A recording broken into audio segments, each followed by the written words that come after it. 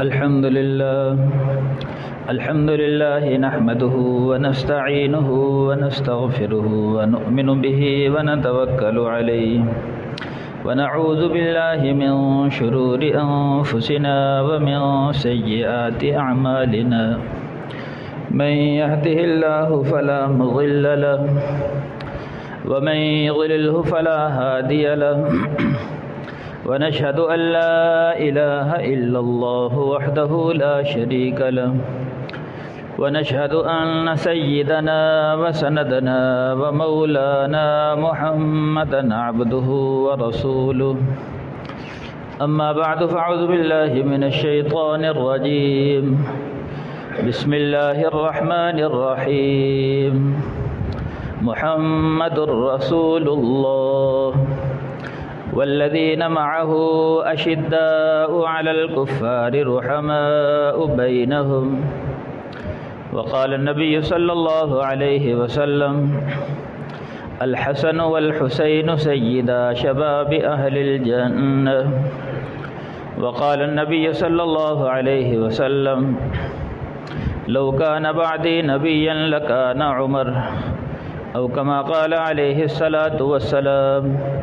صدق الله وصدق رسوله النبي الكريم ونحن على ذلك لمن الشاهدين والشاكرين والحمد لله رب العالمين۔ تمام بھائیوں سے درخواست ہے درود شریف کا اہتمام فرما لیں۔ اللهم صل على محمد وعلى آل محمد كما صليت على إبراهيم وعلى آل إبراهيم إنك حميد مجيد۔ اللهم بارك على محمد وعلى آل محمد كما باركت على إبراهيم وعلى آل إبراهيم إنك حميد مجيد۔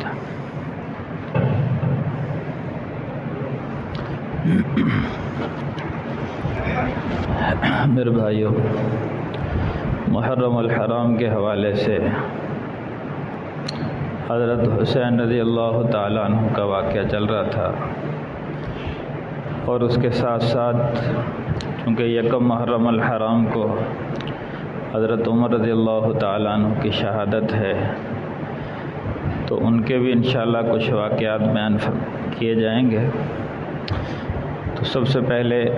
حضرت حسین رضی اللہ تعالیٰ عنہ کا جو بقیہ حصہ ہے وہ بیان کیا جاتا ہے کہ اصل صورتحال یہ ہوئی کہ جب حضرت امیر معاویہ رضی اللہ تعالیٰ عنہ کی خلافت قائم ہوئی تو حضرت حسن اور حسین رضی اللہ عنہما سب نے بیعت کر لی اور متفقہ طور پر ایک خلافت قائم ہو گئی، اور 20 سال تک حضرت امیر معاویہ رضی اللہ عنہ کی خلافت قائم رہی، اور جو جتنے بھی یہ شرپسند جنہوں نے بھی سر اٹھایا سب کو ختم کر دیا گیا۔ البتہ بہت سارے زیر زمین چلے گئے۔ تو حضرت امیر معاویہ رضی اللہ تعالیٰ عنہ کے زمانہ خلافت میں بہت ساری فتوحات ہوئیں، تقریباً 64 لاکھ مربع میل تک اسلامی پرچم بلند ہو گیا، اسلام پھیل گیا، کیونکہ جب آپس میں متحد ہوں تو اسلام پھیلتا چلا جا رہا تھا۔ اور یہودیوں کی سازش یہی تھی کہ کسی طرح اسلام میں رخنہ ڈالا جائے، آپس میں اختلاف پیدا کیے جائیں۔ تو اس وقت وہ کسی حد تک کامیاب ہوئے، انہوں نے آپس میں اختلاف ڈال کر تو بہت سارے مسلمانوں کو شہید کرایا۔ انہی شہادتوں میں حضرت عثمان غنی رضی اللہ عنہ بھی شہید ہوئے، اسی دوران حضرت علی رضی اللہ عنہ بھی شہید ہوئے، یعنی سمجھو 2 خلفائے راشدین اسی دوران ان شرپسندوں نے شہید کر دیا۔ تو البتہ حضرت حسن رضی اللہ تعالیٰ عنہ حضور صلی اللہ علیہ وسلم نے پیشین گوئی فرمائی تھی کہ یہ میرا بیٹا مسلمانوں کی 2 جماعتوں میں صلح کرائے گا اور اس سے مسلمانوں کو بڑا فائدہ ہوگا۔ یہ حضور صلی اللہ علیہ وسلم نے بہت عرصہ پہلے پیشین گوئی فرما دی تھی۔ تو جب خلافت حضرت حسن رضی اللہ عنہ کے پاس آئی تو چونکہ ان کو اندازہ ہو چکا تھا کہ اگر میں بھی خلافت پر قائم رہا حضرت امیر معاویہ رضی اللہ عنہ کی خلافت شام کے علاقے میں، تو یہ بہت بڑا انتشار ہوگا اور مسلمانوں کو نقصان پہنچے گا اور کفار خوش ہوں گے، اور یہ جو شر پسند لگے پھر رہے ہیں عبداللہ ابن سبا نے جو جماعت تیار کی ہوئی ہے، تو یہ اپنے مقصد میں کامیاب ہوں گے۔ اور ان کا مقصد ہی صرف یہ تھا، یہ جو سبائی ٹولہ تھا،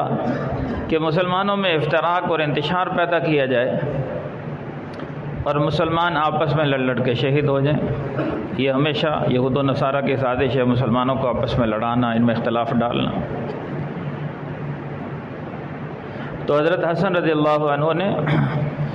جب بیعت کر لی تو پھر سارے انتشار ختم ہو گیا، لیکن جو سبائی ٹولہ تھا ان سے یہ برداشت نہ ہوا، تو ان ظالموں نے حضرت حسن رضی اللہ تعالیٰ عنہ، چونکہ کوفہ میں آ کر آباد ہو گئے تھے، حضرت علی رضی اللہ عنہ آخری عمر میں آپ کی وہیں شہادت ہوئی، تو انہوں نے حضرت حسن رضی اللہ عنہ کے خیمے پر حملہ کر دیا، ان کے خیموں کو جلا ڈالا۔ بیتون صلح کیوں کی؟ حضرت امیر معاویہ رضی اللہ عنہ سے۔ تو حضرت حسن رضی اللہ عنہ پھر وہاں سے ہجرت کر کے مدینہ منورہ تشریف لے آئے اپنے سارے اہل و عیال کو، اور حضرت حسن و حسین رضی اللہ عنہم کوفہ والوں کو چھوڑ کر مدینہ منورہ تشریف لے آئے، اور انہوں نے وصیت کی تھی حضرت حسین رضی اللہ تعالیٰ عنہ سے کہ بھی دیکھو یہ تجھے ابھاریں گے کہ یہ انہوں نے ہمارے والد حضرت علی کے ساتھ وفا نہیں کی، ان کو شہید کر ڈالا،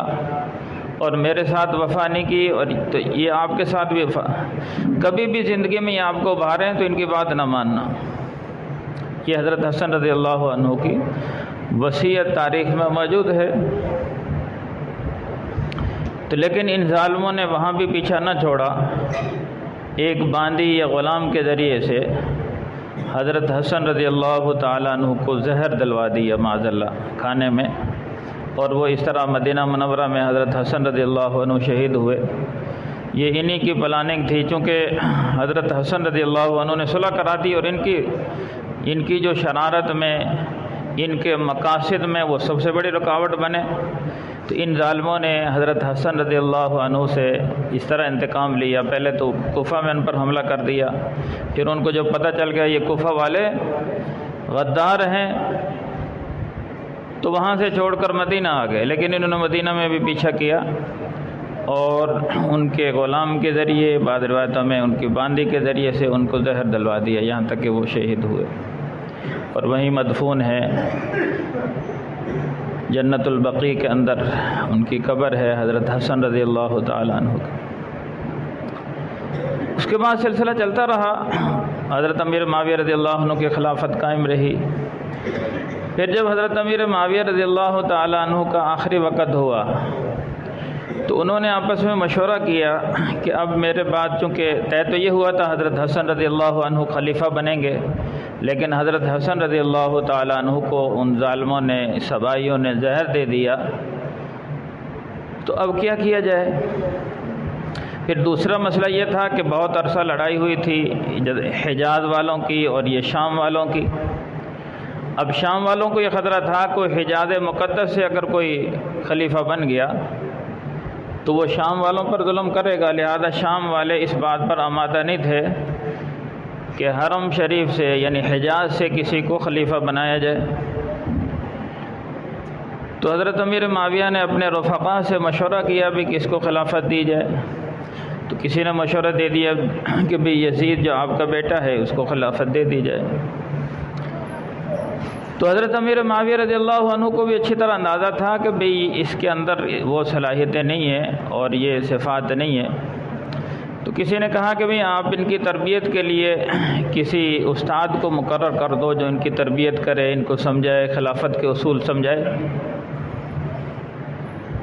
چنانچہ حضرت امیر معاویہ رضی اللہ عنہ نے ایک شخص کو ان کی تربیت کے لیے مقرر کر دیا۔ اور اس نے تربیت کی تو بظاہر اس نے اپنے آپ کو سنوار لیا، یزید نے ظاہری طور پر سنوار لیا اور ظاہری طور پر اس نے بہت نیکی کا لبادہ اوڑھ لیا۔ حضرت امیر معاویہ رضی اللہ عنہ مطمئن ہو گئے اور ان کے حق میں خلافت کی وصیت کر دی، لیکن ساتھ یہ دیکھو اچھی طرح یاد رکھیں، حضرت امیر معاویہ رضی اللہ عنہ نے دعا کی تھی کہ یا اللہ یہ میرا بیٹا اگر خلافت میں صحیح چلے تو اس کی خلافت کو قائم رکھنا، اور اگر یہ صحیح نہ چلے تو اس کی خلافت کو ختم کر دینا۔ یہ حضرت امیر معاویہ رضی اللہ عنہ کی دعا تھی کہ خلافت صرف 2.5 سال 2 سال یہ 2.5 سال چلی ہے، اور پھر اس پر اللہ نے کوئی ایسی بیماری مسلط کی اور یہ دنیا سے رخصت ہو گیا۔ تو بہرحال حضرت امیر معاویہ رضی اللہ عنہ نے مجبوراً جب اس کے حالات کو دیکھا بھی یہ درست ہو گیا ہے تو اس کو خلافت سونپ دی اور وہ دنیا سے رخصت ہو گئے، چونکہ ظاہری حالات اس کے بہتر تھے۔ تو اب حضرت امیر معاویہ رضی اللہ عنہ دنیا سے رخصت، اب بعض لوگ معاذ اللہ حضرت امیر معاویہ رضی اللہ عنہ پر تبرہ کرتے ہیں۔ سب سے پہلے بات تو یہ سمجھ لیں کہ وہ صحابی رسول ہیں اور ان بہت ساری فتوحات ہوئی ہیں، حضور صلی اللہ علیہ وسلم نے ان کو دعائیں دی ہیں کہ اللہم اجعلہ ہادیا مہدیا، کہ یا اللہ امیر معاویہ رضی اللہ عنہ کو ہادی بنا، ہدایت پھیلانے والا، اور مہدی جس کو ہدایت دی گئی ہو، وعلمہ الکتاب والحکمہ، یا اللہ ان کو کتاب اور حکمت سکھا، اور یہ کاتب وحی تھے، اور سب سے بڑی خوبی کہ حضور صلی اللہ علیہ وسلم کے صحابی اور آپ علیہ السلام کے رشتہ دار بھی ہیں کہ ان کی سگی بہن ام حبیبہ رضی اللہ عنہا حضور صلی اللہ علیہ وسلم کی ازواج مطہرات میں سے ہے، تو اس طرح رشتہ بھی بڑا گہرا تھا۔ تو ان کا بلکہ انہوں نے تو ایک اسلامی حکومت قائم کی، تو لہذا ان پر کسی شکل میں بھی کوئی تبرہ نہیں بنتا، جو کرتے ہیں وہ انتہائی ظلم کرتے ہیں، اور اس حدیث کا مصداق ٹھہرتے ہیں جو حضرت امیر معاویہ رضی اللہ عنہ کو برا بھلا کہتے ہیں۔ تو حضور صلی اللہ علیہ وسلم نے فرمایا کہ اللہ فی اصحابی لا تتخذوہم من بعدی غرضا، کہ اللہ سے ڈرنا، اللہ سے ڈرنا، اللہ سے ڈرنا 3 دفعہ فرمایا میرے صحابہ کے بارے میں، میرے صحابہ سے بغض نہ رکھنا، جس نے میرے صحابہ سے بغض رکھا اس نے میرے بغض کی وجہ سے میرے صحابہ سے بغض رکھا، اور جس نے میرے صحابہ سے محبت کی اس نے میری محبت کی وجہ سے میرے صحابہ سے محبت کی۔ تو یہ اچھی طرح سمجھ لیں وہ صحابی رسول ہیں حضرت امیر معاویہ، اور جزو ان سے محبت کرنا جزو ایمان ہے، ان سے بغض رکھنا کفر ہے حضرت امیر۔ اور یزید چونکہ نہ تو صحابی تھا، یزید بعد میں پیدا ہوا اور یہ صحابی نہیں تھا، اور اس کے جو بھی کارنامے ہیں جو بھی غلط کاریاں ہیں وہ حضرت امیر معاویہ رضی اللہ عنہ کی وفات کے بعد ہیں۔ اگر ان کی زندگی میں ہوتی تو وہ کبھی ایسا نہ ہوتا کہ ان کو خلافت دیتے، تو بعد میں ہیں جو بھی، تو لہذا وہ اپنے کیے کہ خود ذمہ دار ہیں۔ دیکھو نا حضرت نوح علیہ السلام پیغمبر ہیں اور ان کا ایک بیٹا کافر تھا، اب وہ بیٹا کافر ہے تو اس کی وجہ سے حضرت نوح علیہ السلام کو ہم کچھ نہیں کہہ سکتے کہ بھی بیٹے نے اپنی قبر میں جانا، نوح علیہ السلام اپنی قبر میں گئے، حضرت امیر معاویہ رضی اللہ عنہ صحابی رسول ہیں وہ اپنی قبر میں گئے، یزید نے اپنی قبر میں جانا، یزید نے اگر ظلم و ستم ڈھائے ہیں تو وہ ان کو بھگتے گا۔ تو اس بنا پر حضرت امیر معاویہ رضی اللہ عنہ کو برا بھلا کہنا یہ انتہائی کفر ہے، بغض صحابہ ہے، اور اپنے ایمان سے ہاتھ دھونے والی بات ہے۔ تو بہرحال اب خلافت قائم ہو گئی،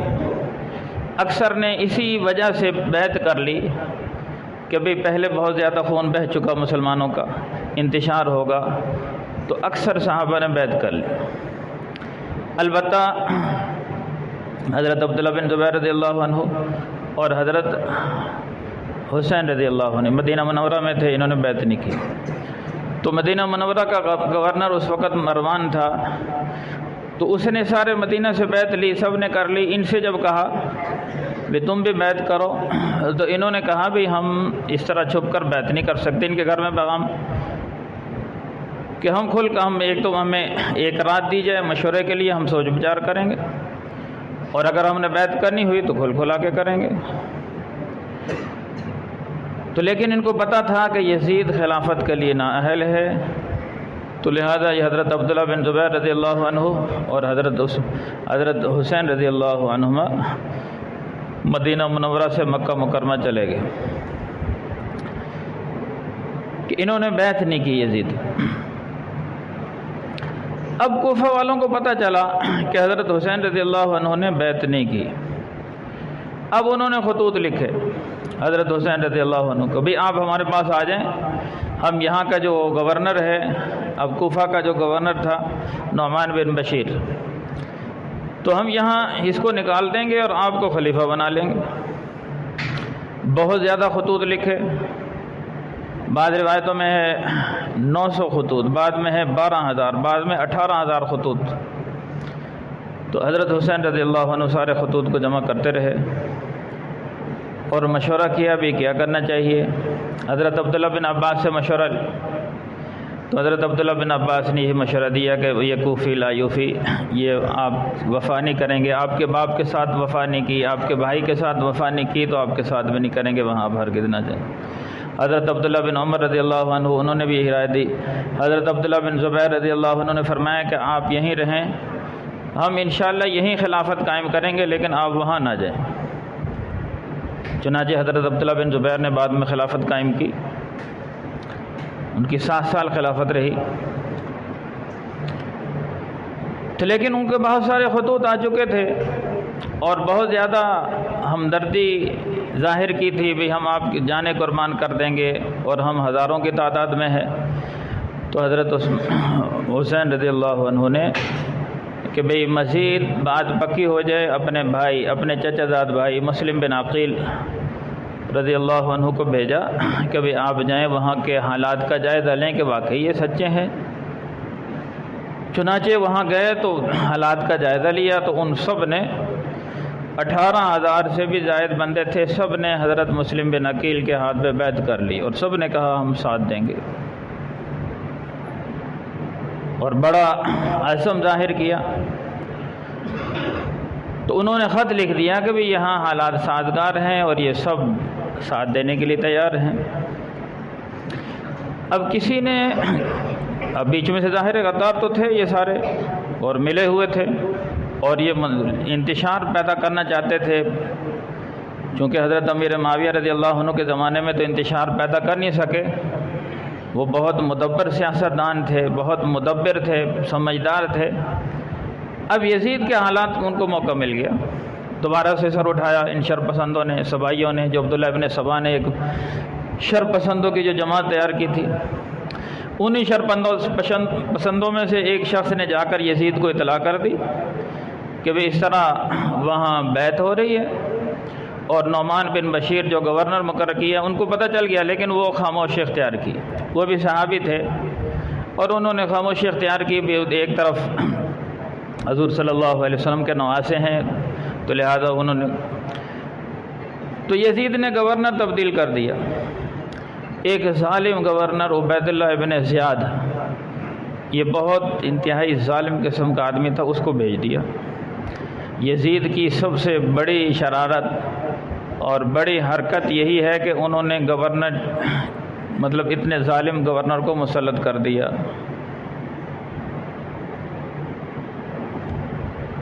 تو اب اس ظالم نے وہاں اعلان کر دیا بھی جو بھی مسلم بن عقیل کے ہاتھ میں بیعت کرے گا اس کی خیر نہیں۔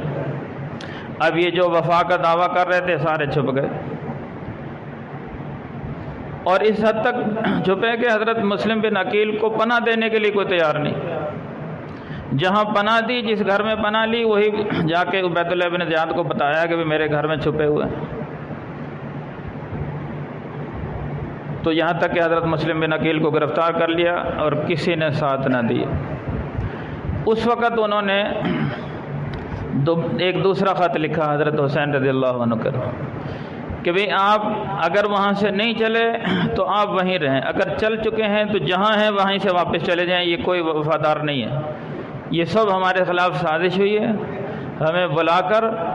انہوں نے ہمارے ساتھ دھوکہ کیا ہے اور کوئی ساتھ نہیں دے گا۔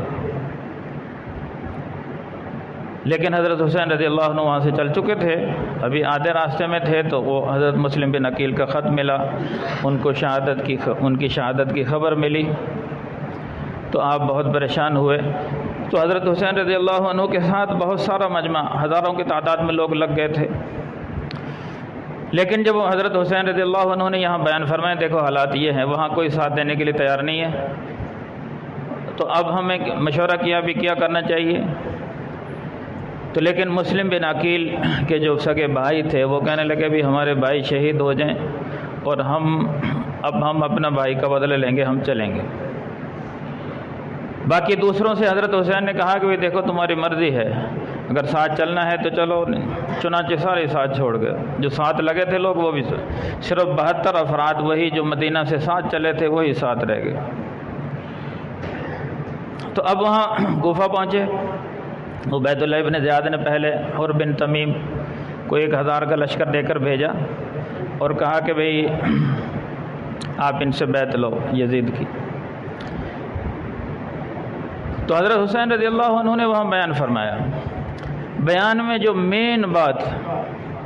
جو حضرت حسین رضی اللہ تعالیٰ عنہ کی حقانیت پر دلیل کر، انہوں نے فرمایا دیکھو میں نے حضور صلی اللہ علیہ وسلم سے ایک حدیث سنی ہے۔ پہلے حر بن تمیم نے پوچھا بھی آپ یہاں آئے کیوں ہیں؟ ان کی سب سے پہلی بات تو یہ ہے کہ انہوں نے ہمیں بلایا تھا، اور وہی افراد جنہوں نے خطوط لکھے تھے وہ مخالف فوج میں موجود تھے، ان کے خطوط دکھائے بھی فلانے تیرا خط یہ آیا ہوا تھا اور تو آج میرے مخالف فوج میں کھڑا ہوا ہے۔ تو وہ ظالم کہنے لگے بھی ہمارے دل آپ کے ساتھ ہیں لیکن تلواریں عبید اللہ بن زیاد کے ساتھ ہیں، بزدل لوگ۔ پھر انہوں نے کہا کہ دیکھو میں نے حضور صلی اللہ علیہ وسلم سے سنا تھا اگر تمہارے اوپر ایسا ظالم بادشاہ مسلط ہو جائے جو اللہ کے حلال کردہ چیزوں کو حرام کرے اور اللہ کے حرام کردہ چیزوں کو حلال کرے تو تم پر لازم ہے کہ اس کے خلاف آواز اٹھاؤ۔ اگر آواز نہیں اٹھاؤ گے تو اللہ کو حق حاصل ہے کہ اللہ تعالیٰ تمہیں اس کی جگہ تمہیں جہنم میں داخل کر دے۔ اس لیے یزید خلافت کا اہل نہیں، اس کے اندر یعنی اللہ کی حلال کردہ چیزوں کو حرام سمجھتا ہے، بہت ساری یعنی اس کے اندر برائیاں تھیں، تو لہذا اس لیے میں نے اس کو خلیفہ تسلیم نہیں کیا، اور میں نے یہ اپنے نانا سے یہ حدیث سنی ہے اور اس لیے میں تو حر بن تمیم بھی کچھ نرم دل تھا، تو جب حضرت حسین رضی اللہ عنہ نے خطبات دیے تو وہ متاثر ہو گیا، تو اس نے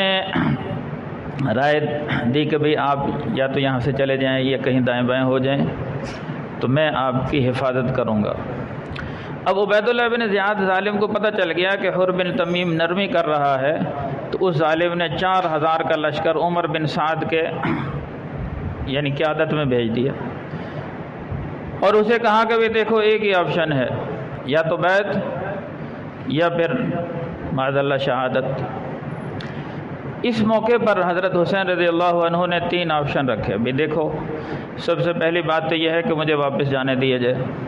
کیونکہ جنہوں نے بلایا تھا سب نے بے وفائی کی، ہمارے ساتھ دھوکہ ہوا۔ دوسرے یہ ہے کہ میں سرحدوں پر جہاں جہاد ہو رہا ہے وہاں چلا جاتا ہوں، یعنی اپنے ساتھیوں کو لے کر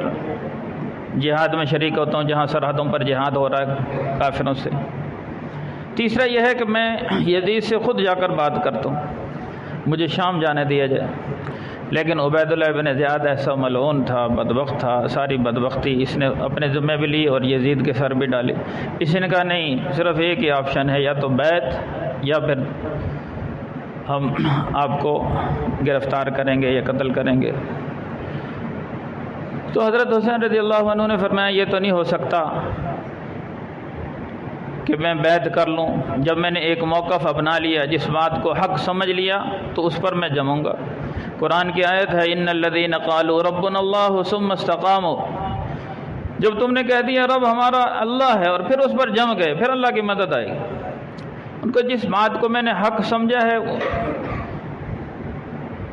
تو اس پر میں جموں گا۔ میں نے جب یہ کہہ دیا کہ وہ خلافت کا حل نہیں ہے، میں اس کی بیعت نہیں کر سکتا۔ اب چنانچہ پھر لمبا واقعہ ہے، وقت ختم ہو، خلاصہ یہ ہے کہ ان ظالموں نے حضرت حسین رضی اللہ عنہ کے لشکر پر حملہ کیا اور وہ پھر لڑتے رہے، آخر 72 آدمی تھے، ایک ایک کر کے شہید ہو گئے۔ آخری وقت آیا، ایک پیغام حضرت حسین، بہت سارے پیغامات ہیں یہاں، تو ایک تو جب حق جس چیز کو سمجھ لیا اس پر جم جاؤ، جان جاتی ہے چلی جائے لیکن حق کو نہ چھوڑو، ایک پیغام تو یہ ہے۔ دوسرا پیغام یہ ہے کہ جب نماز کا وقت آیا، حضرت حسین رضی اللہ عنہ نے ان سے کہا کہ بھی دیکھو نماز کا وقت ہے، جنگ روک لو، لیکن ظالموں نے جنگ نہ روکی۔ حضرت حسین رضی اللہ عنہ نے جنگ کے دوران ہی نماز کی نیت باندھی، سجدے میں گئے تو شمر ملعون، یہ بدبختی اس کے ہاتھ، اس ظالم نے سجدے ہی میں سر کاٹ دیا، شہید ہو گئے لیکن نماز نہیں چھوڑی۔ تو یہ پیغام دے گئے بھی دیکھو نماز کسی حال میں معاف نہیں ہے، شہید ہو گئے لیکن نماز نہیں چھوڑی۔ آخری بات جو سمجھانے کی ہے، جب حضرت حسین رضی اللہ عنہ ان کا سارا لشکر شہید ہو گیا، اب یہ کوفہ والے روتے ہوئے آئے، پیٹتے ہوئے آئے، اپنے آپ کو مار رہے ہیں، نوچ رہے ہیں بھی ہم سے غلطی ہوگی، ہم نے ساتھ نہیں دیا۔ تو حضرت حسین رضی اللہ عنہ کی بہن زینب رضی اللہ عنہ، انہوں نے فرمایا کہ بھی کون ہے قاتل؟ ان کا یزید اور عبید اللہ بن زیاد۔ ان کا نہیں، قاتل تم ہو، تم نے ہمیں بلایا اور ساتھ نہیں دیا، تم نے دھوکہ دیا، تم قاتل ہو۔ پھر انہوں نے پوچھا بھی تم پیٹ کیوں رہو، یعنی اپنے آپ کو کیوں مار رہے ہو تم؟ تو انہوں نے کہا بھی حضرت حسین، انہوں نے کہا یہ اب تم قیامت تک پیٹتے رہو گے، قیامت تک۔ یہ بددعا ہے حضرت زینب رضی اللہ عنہا کی کہ بھی تم نے ہمیں بلایا اور ساتھ چھوڑ دیا، اب قیامت تک پیٹو گے اور قیامت تک تم پر یہ اللہ کا عذاب مسلط رہے گا۔ آج یہی وجہ ہے کہ پوری دنیا میں ان کو مار پڑتی ہے اور کوئی دوسرا نہیں، خود اپنے آپ کو پیٹتے ہیں۔ یہ حضرت زینب رضی اللہ عنہ کی بات، یہ جو مرضی کہیں لیکن انہوں نے ظلم کیا، ان کے بڑوں نے ظلم کیا، آج اس ظلم کی یہ سزا بھگت رہے ہیں۔ باقی تفصیل آئندہ اللہ تعالیٰ عمل کی توفیق عطا فرمائے۔ جن بھائیوں نے سنتے نہیں پہلے سنتے تھے۔